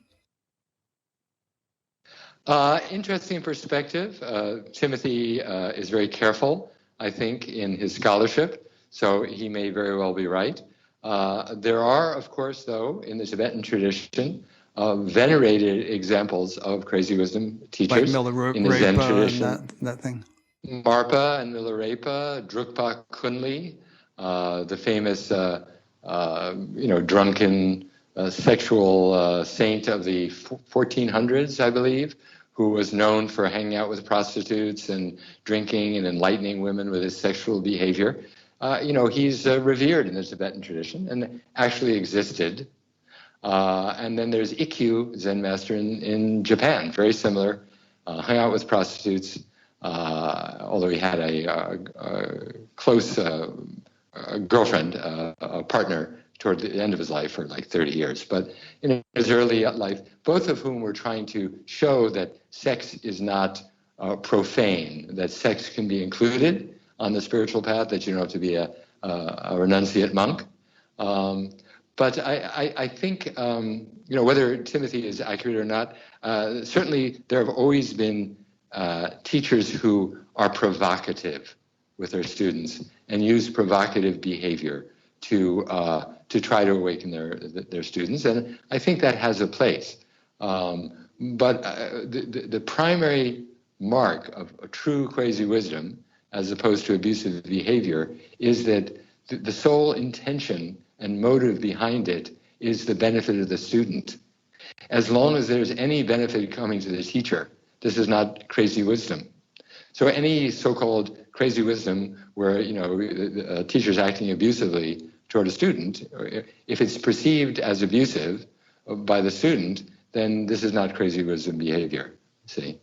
And also another mark of true crazy wisdom behavior, and again, Trungpa Rinpoche, and we won't talk about Trungpa Rinpoche because I had a pretty close relationship with Trungpa Rinpoche, so I'm one of those people who has a more provocative view of him. It's too complicated, but let's just say that Trungpa Rinpoche is from a lineage of crazy wisdom teachers that goes back generations of incarnations, right?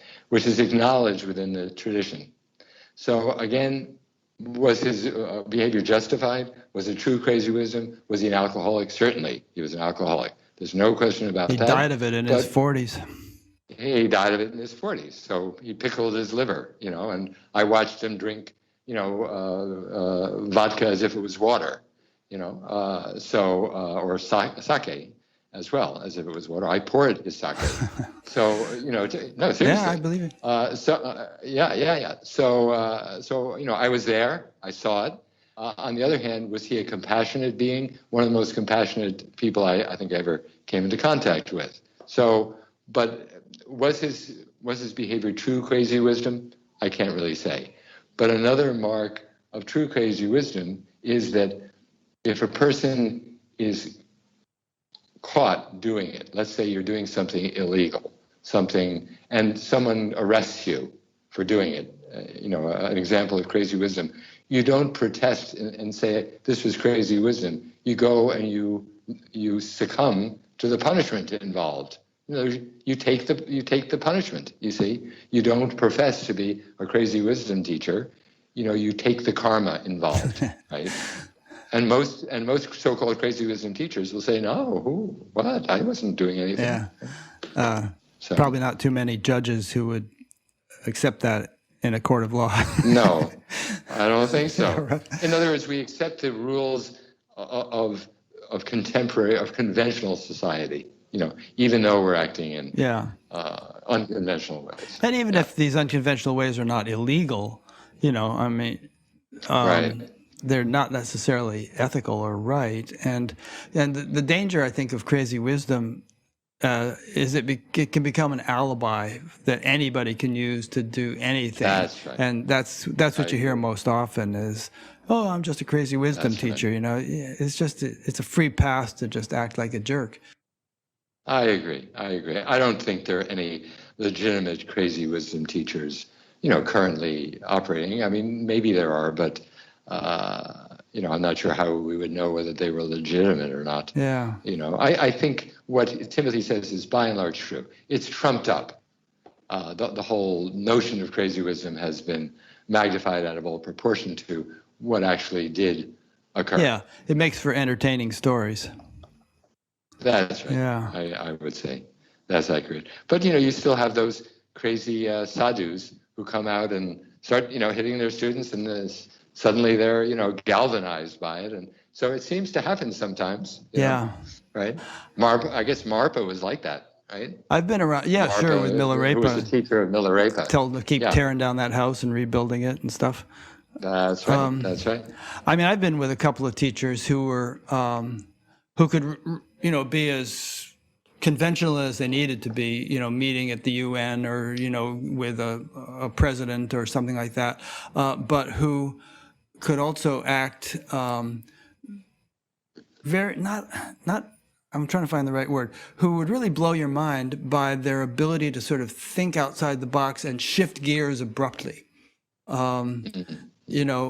Like, I'll just tell you a story. I was with Maharishi Mahesh Yogi for a long time, and one time there were several plane loads of teachers over the Atlantic, people coming to Europe to be on courses, and they were still negotiating with the hotels about where people were going to stay, and he was kind of through intermediaries, negotiating the prices of hotels, and it still wasn't. And someone said, "Maharishi, these people are going to land pretty soon. Where are we going to put them?" And he said, "Well, just put them on buses and tell them to start driving south, and and we'll let them know about the hotels." And so that meanwhile, there was a lull in that conversation, and it was like maybe 1 a.m, and he said, "Let's start a university."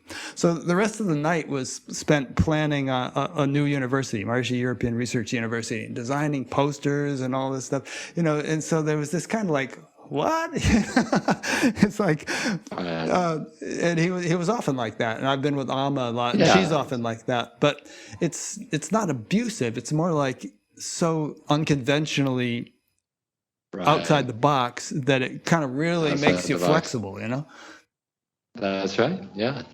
That's beautiful. Yeah. Okay. So that's enough for crazy wisdom, unless you want to say more about it. No. I think that's fine. Okay. Yeah. By and large, as we said earlier, I think ethics has an appropriate place. Yeah. No right or wrong. Right is right. Wrong is wrong. Good. Keep repeating that mantra. I like it. Yeah. Yeah. Do we want to say anything more about narcissism? You have a chapter titled called "The Special Problem of Narcissism and Sociopathy." Right. Well, as I say, narcissism, as David Buss also mentions, those qualities of narcissism, the exaggerated sense of self-importance, right? So this is the 4 E's, it's sometimes called, right? Exaggerated sense of self-importance. So I at the Zen Center with my Here's your E's, by the way: exaggeration, empathy, entitlement, and exploitation. Since you mentioned the 4 E's. Yeah, exaggerated sense of self-importance, a lack of empathy, a sense of entitlement. Again, these are qualities that you can see being acclaimed by spiritual teachers, and then exploitation, right? So when I was with Maezumi Roshi and some of his disciples, I saw what I would consider to be narcissistic behavior. In fact, when I left, now narcissism has become a topic of great interest over the last 10 years. There was even a conference, one of these teleconferences on narcissism, which I attended, very interesting. But even back then, 40 years ago, I was still thinking, God, there's something really narcissistic. In fact, I remember talking to Roshi after I'd left, and I came back to visit with him. I did that a couple of times after I left the Zen Center.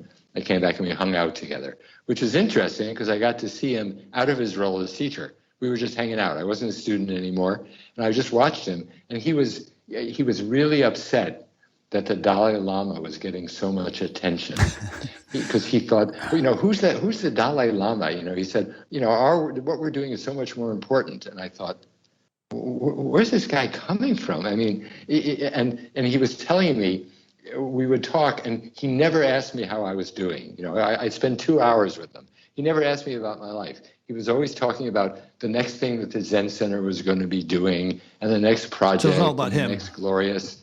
It was all about him.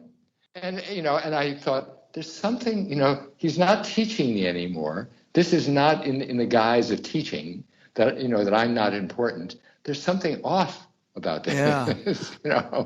And I started realizing this is narcissism. And then it was happening to his students were also narcissists. So there's something, this strange fit between narcissists and spiritual teachers. I don't know what it is, but they already think they're special. And so it's very easy for them to think that they're special enough to become a spiritual teacher. Yeah, I'm special. I'm enlightened. That's how special I am. There's some weird kind of fit there, you see. And they're drawn to being spiritual teachers. You talked about everyone wanting to, become a spiritual teacher. It's like, first of all, to understand, we're all narcissistic. As long as there's an ego, we're narcissistic. We think we're the center of the universe. That's narcissism. So everyone with an ego is narcissistic. It's just a question of degree. How narcissistic are we? There's that old joke, me. Okay, enough about me. What do you think about me? But actually, I bet you everyone listening to this can relate to this in a way, because think about how many times you're having a conversation with somebody and you're listening and you're asking them questions and they're telling you things, and then you try to balance out the conversation a little bit and say some things from your side, and they space out, they lose attention, they say, okay, I gotta go. It's like there's so many people like that you have these one-sided conversations with. Right. Exactly. So I think maybe it's common. Yeah. Whereas if you're really open and awake, again, you're just as interested in what the other person has to say as what you have to say. I mean, there's no prioritizing what you have to say. It's like it's just like a story anyway. I like your story better. It's more interesting. I've heard my story plenty of times. You have opportunity to learn something new. Right. But, so again, we are all narcissistic, and so it is a matter of degree. But I think there's an unusually strong fit between some of these qualities. And so when you get a narcissist who becomes a spiritual teacher, they can do these things to their students and not feel empathy. In fact, even oneness can be used, can disguise empathy. We're all one, so what I do to you doesn't really matter because, you're just me. Yeah. Where does oneness begin, end, and solipsism begin? Right? I think if a person's saying something like that, they're not experiencing the kind of oneness that we would really aspire to. Of course. They're not. Of course. They're not in the I and my Father are one category. No, of course. It's a misunderstanding. Yeah. Of course. It's a lot of times these things, you see people using an intellectual concept of a thing and mistaking it for the actual experience of oneness or whatever. And then the behavior comes out in the kind of warped way you describe because it's not genuine. Right. Yeah. Absolutely. Okay. You have a topic here. Once you awaken, do you bypass or embody? What do you mean by that? Let's dwell on that for a bit. Well, you've awakened to the truth of your being. You know that you're not this separate self that you've taken yourself to be, with all the story and the history and the beliefs and the hang-ups and, all of that. You know that you are, again, boundless awareness, consciousness itself. That has been recognized. So do you hang out there and avoid the human realm, bypass the issues that are presented in being a human in the world? you know? Again, the Zen sickness. Do you hang out, in the monastery or on your cushion? And we've met people like that. We all have met, who me? I don't get angry, you know? I'm not, it never affects me. And relationships are to be avoided because they stir up unresolved issues, yeah? That's one way to deal with it. You hang out in that more ethereal realm, in the absolute. Or do we venture forth, which takes more courage and a willingness to be humbled again and again, into the realm of human relationship, have a partner, have close friends, and learn from those experiences. Yeah, that's embodiment. Living it moment after moment so that it descends into, Ajahn is fond of talking about the different chakras. It descends into the heart chakra, into the root chakra. Root chakra is basically about trust, basic trust in the world. Heart chakra is about love and connectedness. Do we allow it to embody in those ways, or do we just hang out in a disembodied awakeness and bypass? Do you think I think we have a choice. Really. Yeah, on the point of choice, do you think that the evolutionary power of life being what it is, a person would be allowed to hang out indefinitely in that state, or do you think that eventually something is going to kick them out of it? Some external event is going to force them to snap out of it and deal with it, or do you think that a person could spend an entire lifetime hanging out without really embodying? Well, it depends. I mean, I guess some people, have enough, maybe enough money, or they live simply and they can just live a more monastic lifestyle, solitary lifestyle. And well, that may be appropriate for some people, It may be appropriate, yeah. And again, this is not to say that one is better than the other. I would definitely preference embodiment, but maybe in this lifetime that just doesn't happen. Maybe you're not ready. Yeah. If there's been severe trauma, you've had a really, really difficult, unhappy childhood or past lives. I'm agnostic on past lives, but if you've in fact had a very difficult time in lifetimes, this lifetime, maybe you just want to hang out in the absolute and drink deep of the nectar of enlightenment, of this self, then by all means, that may be appropriate for some people. Mm-hmm. It's true. And you wouldn't accuse Shankara or Ramana or something like that of bypassing just because they were monks. But actually, they were very engaged with the world, running around. Ramana read the newspaper, he read the newspaper every day. He was very close to his mother, all those things. And very close to, he was very involved in the running of the ashram. He was constantly talking to people. He was very involved in that way. Sure. He didn't have a wife, of course. He didn't have, that sort of more involved relationship. Yeah. And Shankara ran all over India, setting up centers and debating people and writing books and all that stuff. So, yeah. There you go. Yeah, there's certainly a place for that. Yeah.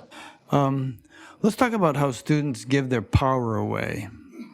There's a bunch of points on that, but why don't you just start riffing on it? Or unless you want me to read some of those points. No, I'll riff on it. Yeah. I'll riff on it. But, it's very tempting. I mean, let's face it, we're struggling. We're suffering. We meet someone who claims to have the answer to our problems, to offer us the solution to our suffering, right? And it's so tempting to want to believe them and give our power away and say, you show me the way, please. I'm an darkened soul, like we talked about before. I don't know what to do. You tell me what to do, And it's very seductive, and it can be very reassuring to have someone you consider to be an enlightened sage guiding your life at every turn, right? But as we know, there are pitfalls to that, and that's what we're talking about, Ultimately, of course, you have to take power back. You have to take responsibility for your own life. But there's that sense of a good father. Many people are looking for a good father. People's relationships with their fathers are unfortunately and often problematic. They meet a teacher who's a good father or a good mother, and there's the potential there for healing, having a healing relationship with a good father or a good mother, where their relationship with their actual father or mother was not. That's another draw. And the other, coming back to the narcissistic element, is that we feel special when we're the student of someone who believes they're special, right? We bask in the glow of their specialness, My teacher is the bestest, and he There you must go. be because I'm with him. There you go. And vice versa. I must be the best student because I'm with a teacher like this, And then it also, let them be responsible for my life. I don't need to, I can remain a child. I don't need to make decisions. Let my teacher do it for me. That's very appealing to some people. Yeah, what you just said about a student saying, I don't know what to do, please tell me what to do. It reminds me of the Gita, actually, in which Arjuna said just that. He said, I'm stuck, I don't know what to do, please tell me. And then Arjuna and Krishna have this big, long conversation. And then at the end of the book, Krishna says, okay, well, I've given you all this knowledge, now decide what to do. All right, great. Yeah, exactly. And that's what I think a teacher's role is, ultimately. And, I certainly do this, don't believe anything I say. Find out for yourself. Don't take my word for it. You're the expert in your life. You're the expert on your path. If what I say is helpful for you, great. If not, forget it. Yeah. Please. You're actually paraphrasing the Buddha there. You remember that quote?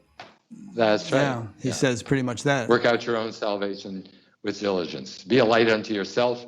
Work out your own salvation with diligence, your own awakening, your own freedom with diligence. And he also said, don't believe something just because somebody said it, even if I said it.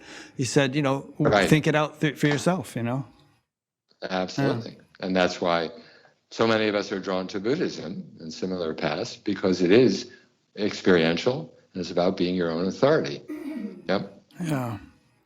At least traditionally, at least theoretically. Yeah. Yeah.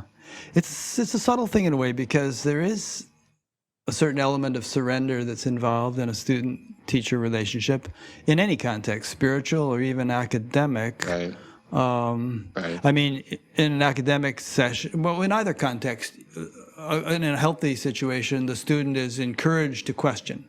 And, wait, I don't get this. Please tell me, explain. No, that doesn't sound right to me. Could it really be that? You can go on and on like that. And a good teacher won't be offended by that. They'll take it as an opportunity for bringing out more knowledge. Exactly. That kind of lively dialogue is what I think really should happen between teachers and students, not the teacher, transmitting from on high this wisdom that then becomes the light that the student follows, but more that it's a back and forth. And the student, as you put it before, does the experiments, does those scientific experiments to discover whether this actually is true in their own experience. And of course, they may not discover that immediately. And so then they trust the teacher's guidance to keep going, even though they're not getting there yet. They haven't had the experience yet. But eventually, it needs to be something that they've realized for themselves, and the teacher is guiding them along the path. I love that famous quote that Jack Kornfield attributes to his teacher Ajahn Chah. Ajahn Chah says, I'm not really teaching you anything. He said, I watch students go down the path, and I say, well, just go a little left, or just go a little right. That's my job. Yeah. And it's not like you have to sort of work with a teacher for years and years and years and years before experiencing anything. It's like the confirmation is there at every step of the way. It's like your teacher says, practice this, and you have an experience. Okay, that worked. Now what? Okay, well then do this, and oh yeah, more experience. So that's my experience anyway. That there was verification from day one, and then continual steps of knowledge and experience growing. Yeah, that's great. I mean, some people don't get that, that verification from day one. Some people, I was always I always say I was the toughest nut to crack, so I wasn't that student. I wasn't you. I was the other one. I was the one out of, Suzuki Roshi talks about the horses and the whips, and there's the horse that moves when it sees the shadow of the whip, and then it's the one that moves when it feels the whip into its flesh. And then there's the fourth horse that doesn't move until it feels the whip hit the bone. Yuck. And even then, and that was like me, it's like I was really the difficult student. So, so I needed the advice I'm giving today, even if you don't get it right away, trust the teacher and just keep going, Yeah. That also it also sort of depends on the path or technique one is doing. Some of them take a while to, really show results, and others more immediate. There's a little sub point here which might be useful: the limitations of being a dilettante. Right. Yeah. I mean, my experience was that when I became a Zen student, I just practiced Zen. I studied Zen. I didn't do anything else. That was my life, So I'm just saying what's true for me. I'm not saying what's right for anyone else. And then I left Zen, and then I played around with a few other things. Then I met Jean Klein. When I met Jean Klein, I'd never heard of Advaita Vedanta, never heard of Ramana Maharshi or Nisargadatta Maharaj. I had no idea what it was. All I knew was, this guy's got what I want, and I'm going to practice with him until I get it too. And I didn't read anything else, and I just read and listened to Jean Klein, for 10 years. And then when that was done, I met Adyashanti, and I spent a couple of years with him kind of finishing things up, and that was it, And then I started reading about, and then I started reading about other things that I've read since then, and it's enriched me. But I found, at least, that staying really on path, on focus, and just keeping it simple. Because what I find with students, again and again and again, the most pervasive difficulty is that they've read so many books. When I started practicing, there were no books. Even to find a book on Zen was really difficult. Anything. Now there are millions of books and YouTube videos and satsangs, and so they imbibe all this, these words, all this jargon, and they're full of it, and it's and then it's completely confusing. And so I say, throw it all away. Stop reading and start from scratch. And that's the problem with being a dilettante, is you get all these different, they may all be different views of the same moon, the same truth, but they're different views and they're coming at it from different perspectives. It's really helpful to have the one over and over and over again. On the other hand, if that one isn't working for you, at some point, try something else. So I don't want to be rigid about this, but there's something about sticking with one thing until you get the essence of it. Yeah. I'm going to lose all my Batgap viewers if they take you too seriously here. somebody new every week, The ultimate smorgasbord of spiritual teachers. Yeah. I love that you say awakening, though. I think that's great. Yeah. Instead of awakened, I think that's great. We used to say awakened, but we changed it. I know. Yeah. I think it's great. And, in my own case, I had a very regular practice that I stuck to like glue, but I felt comfortable reading Carlos Castaneda or Yogananda or various other things that came my way. They were fascinating, but it's not like I was seeking for a teaching and therefore I think I'll try a little of this and I think I'll try a little of that. There you go. There was a kind of it's true. A foundation. I read Carlos Castaneda while I was practicing Zen. That is true, and I read Chogyam Trungpa while I was practicing Zen, and found, particularly Trungpa to be extremely helpful. In fact, Trungpa was one of the first teachers I ever met when I started practicing Zen. This guy comes in, I'm at the Zen Center in New York City on the East 67th Street. I've just started practicing Zen. This guy comes in a suit and tie. I'm used to all these people in their robes. The Roshi barely speaks English. This guy comes in, he speaks perfect English with an English accent. He limps in a suit and tie. He sits down. He gives the clearest Dharma talk I've ever heard. I mean, it was like nothing I'd ever heard in Zen. And then I thought, who is this guy, you know? This is in 1970. He hadn't even begun in the United States. And so, you know, I started reading his books, you know, and he was amazing. So, you know, we can talk about Trungpa and Crazy Wisdom, but some of his books are incredible, pioneering texts of American Buddhism. Yeah, people say that about Adi Da too. I haven't read his books, but Adi The Knee Da, of Listening and so on, people say were great. Right. Method of the Sages. Yeah. It's funny, I went to that Zen Center on East 67th Street in the fall of 1968. And I was I was thinking of joining. That's when I went. Yeah, you might have been there. Where'd you go to school? Well, I lived in Connecticut, and I was going to.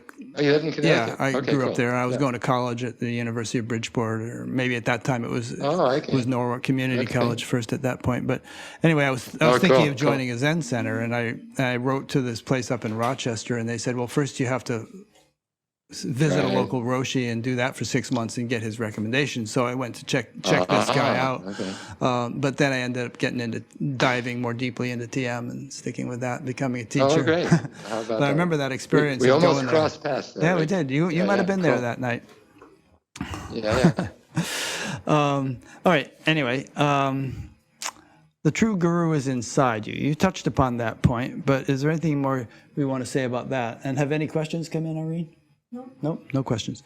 Okay. You know, I hear people say that, and sometimes they say that as a way of saying I don't need a teacher, but I think there's a way that you can interpret that even in the context of working with a teacher.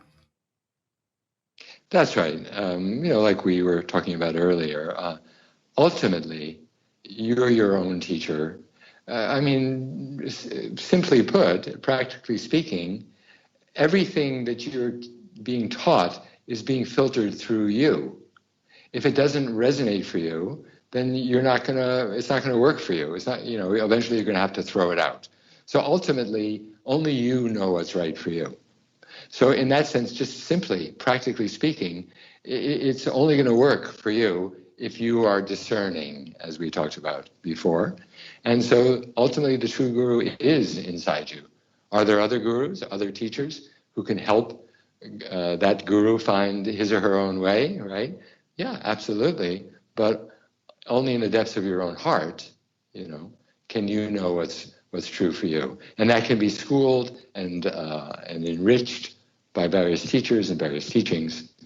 But ultimately, it comes back to here, you know. And of course, what do we awaken to? Our very own true self, our very own inherently awake true nature, right? Our natural state. It's here. It's not out there. Yeah. For some reason, that statement reminds me a little bit of Christ's parable of the sower, you know, where someone throws seeds on various types of ground or soil, and in some cases it just dies. In other cases it sprouts up nicely, and sometimes it sprouts up quickly and then dies because the soil isn't that deep, and so on. But it's like you have to sort of be a fertile field for the teaching of any teacher for it to really take hold and have benefit. Beautiful. Right. Yeah, that's a beautiful metaphor, isn't it? Yeah. And there's and we can cultivate that ground. You know, we can make it more fertile. Absolutely. And therefore more kind of likely to enable teachings to have their intended value, purpose. Absolutely. Yeah, I often say that, you know, just as we can be accident prone, I think your actually metaphor is more elegant, but we can make ourselves awakening prone, you know, and by sitting quietly, by inquiring, by reading the teachings of the great teachers, by hanging out with Sangha, with, you know, fellow travelers on the same path. All of these things predispose us to be fertile ground, as you put it. That to which you give your attention grows stronger in your life. That's right. Absolutely. Yeah. You have a point here, a new vision for the teacher-student relationship. What is your new vision for the teacher? Well, I haven't written the book I know, yet, but Rick. So now you'll have to. I don't know. I'll have to. We've given everybody The new a vision teaser. for the teachers. Right. Yeah. Yeah, I think it's, again, we've been touching on it throughout here, is a more egalitarian relationship. I think teachers, again, I'll come back to what I began with, which is that I think teachers really have an important role to play, either before or after awakening, or both. But it can't be a top-down hierarchical relationship in the culture in which we live. You know, it's not gonna last. It's not gonna work. So I like the notion of a spiritual friend. Kalyana Mitra is the term that's used in the Buddhist tradition, and the teachers in the Vipassana tradition are often characterized as Kalyana Mitra, as spiritual friends. So I think we're friends. This is more Aquarian, more egalitarian. We're all in it together. We're all awakening. We're on this awakening journey. Some of us are a little farther ahead, and we look to them for guidance. But we're all on the same journey. And I think that metaphor, we're all on the same awakening journey, and we're helping one another on the path. Some are, somehow taking the role of teacher, but at the same time are very cognizant of the fact that they are students as well. So that if you're a teacher, you're also very, as we talked about earlier, very aware of being a student. That is an integral part of your being a teacher, is also to be a student. And that you're not polarizing, as we talked about, the archetype of awakened and endarkened. So that would be my vision, and I think it's happening. So it's not my vision. I think it's happening more and more, Yeah, and I don't think this model necessarily levels the playing field. In other words, like if you're an aspiring cellist and you happen to have a friendship with Yo-Yo Ma, that's you're not going to just assume that you're as good a cellist as he is, but your friendship, there's the friendship dimension in which you're buddies, but you have a lot to learn from him. Have you ever seen videos of Yo-Yo Ma, the humblest person around? He's so interested in the people around him. He's so interested in learning from them. And when he plays music with other people, he's really responsive and interested in what they have to offer. So Yo-Yo Ma, to me, is a beautiful example of a teacher in the mold that we're talking about. Yeah. I saw a thing a while back where he went to get his COVID vaccination and he set up his cello and played it for the people who were waiting to get their vaccinations. That's pretty cool. Yeah, beautiful human being. Yeah. Neat. I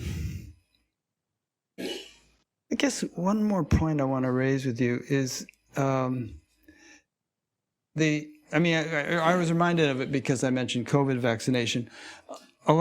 I've had to take down I didn't have to, but we took down some interviews recently because the teachers in question seem to have been doing nothing but harping about COVID and vaccinations and so on in a way which I feel is scientifically unfounded and rather dangerous.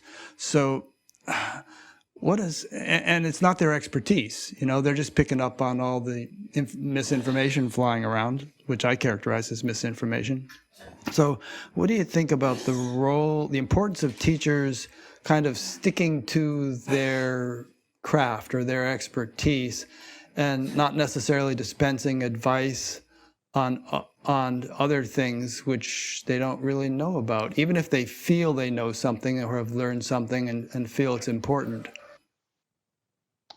I'm not going to judge what other people are doing or not doing, but I'm with you fundamentally. I mean, that's how I perceive my role. I don't feel that it's my role or responsibility, or that I have any authority to tell other people, or to even share my views on politics. This is just how I am. Now I know plenty of other teachers may do it differently, but it's not I don't have any expertise, as you said, or authority, and to use my authority as a teacher to try to leverage other beliefs and influence other people in that way, I don't think that's my role. I'd rather keep it pure. This is what I'm here to offer. This is my role. This is why I'm here, you know. And I think it's muddying the ground. But again, that's just for me. Others, you know, can do what they want, but that's not what I would do. I don't recommend it. Yeah. And I got some flack for doing that, naturally. Someone just today emailed to say, now you've shown your true colors for taking down so-and-so. But yeah. I don't know. I just feel like Irene and I both feel like we have a big responsibility with this show. And, you know, an interview is it's kind of a referral, and, you know, it sometimes launches people's teaching careers or boosts them. And we just don't feel, if a person is saying or doing something which we feel is irresponsible or inappropriate, we just don't feel an obligation to continue referring people to them. We feel a responsibility not to, as a matter of fact. And obviously people have differing opinions and views, but we just have to sort of go by our best insights and judgment. Yeah, you have to do what feels right to you. Again, discernment. Yeah. Because again, it's a big responsibility being a spiritual teacher. It's a big responsibility referring people to spiritual teachers. It's the most precious, like we've been saying, most precious relationship one could have in life in many respects. And I agree. I'm glad we're coming back to that at the end of our interview. Yeah. That it's such a precious, you know, to discover the Dharma. You know, in the Tibetan tradition, they say it's as rare as I forget the metaphors, but it's so rare hen's teeth, to actually encounter hen's teeth, to encounter even these truths and be open to them in one's lifetime. And then to meet a teacher, that relationship is so precious. So I think it's important to take really good care of it, to tend it carefully. Yeah, there's a sacredness to it, which... sacredness, yeah. Yeah. Okay, well, that is a good note to end on. Obviously, all these points could use further elaboration, but I think we've covered things pretty thoroughly. I think so. 2 hours. That's a long conversation. I've enjoyed it. Yeah. It's great. It's also been a back and forth, and you know, I've really you know, agreed with most of what you're saying and appreciated your part in this whole conversation. Yeah. So and if you hadn't agreed with some of it, I wouldn't have been upset. Of course. Yeah. Of course. Yeah. All right. Well, thanks, Stephen. I really appreciate having the opportunity to get together with you like this again. And to those who've been listening or watching, I'll put up a page on BatGap about this interview with links to Stephen's website and books. Here I'm showing his website on the screen right now. What is it, StephenBodian.org or .com or .org. .org. And you spell it STEPHAN, BODIAN.org. And in any case, like you mentioned earlier, you have some kind of 6-month course every year, and you're probably doing that online. School for Awakening. Yeah, it starts again in January. I'm doing it for 15 years. They can go to your website and find out information about that 6-month course. Right. Good. Great. Sounds good. Okay, very good, Rick. Yep. Thanks so much. Thank you, and thanks to those who've been listening or watching, and we'll see you for the next one. Go to batgap.com and explore the menus. Talk to you later. Bye. Okay, take care. Take care. Bye-bye.